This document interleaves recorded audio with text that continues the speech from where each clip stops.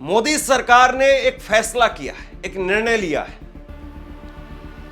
9 जून से अगले 1 महीने तक घर घर जाकर के सिंदूर बांटा जाएगा और सिंदूर, ऑपरेशन सिंदूर की कामयाबी का भाजपा जश्न भी मनाएगी और उसके साथ साथ भाजपा के 11 साल पूरा होने की उपलब्धि के तौर पर भाजपा इसको घर घर तक पहुंचाने की तैयारी कर रही है। क्या वाकई देश का मूड मिजाज ऐसा है कि देश में ऑपरेशन सिंदूर को लेकर के या ऑपरेशन सिंदूर के बाद में खास तौर पर जो सीज फायर किया गया उसको लेकर के देश में खुशी है या देश में सवाल है कि सीज फायर क्यों किया गया, अभी पीओके वापस लेना चाहिए। बीजेपी के सांसद, बीजेपी के नेता, बीजेपी के मंत्री, बीजेपी के विधायक अब ऑपरेशन सिंदूर के बाद में अब देखिए सियासत के तौर पर सिंदूर को कैसे इस्तेमाल कर रहे हैं।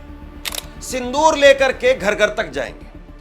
भाजपा अपने तीसरे कार्यकाल का पहला साल आप कह लीजिए और उसके साथ में 11 साल पूरे हुए, उसका जश्न मना रही है और घर घर तक सिंदूर पहुंचाएगी। 9 जून से लेकर के 1 महीने तक का अभियान चलेगा और इसके लिए लोकसभा सांसदों को 15 से 20 किलोमीटर की पदयात्रा करने के लिए 2 दिन में 20 से 25 किलोमीटर की पदयात्रा वो करेंगे। मतलब राहुल गांधी की मजाक उड़ाते थे कि भारत यात्रा कैसे कर रहे हैं, यात्रा करने से कुछ नहीं होता और यात्रा में जो है वो ऐसे ऐसी गाड़ियां, ऐसे ऐसे बसें लेकर के चल रहे हैं। अब भाजपा कौन सा पैदल चलेगी?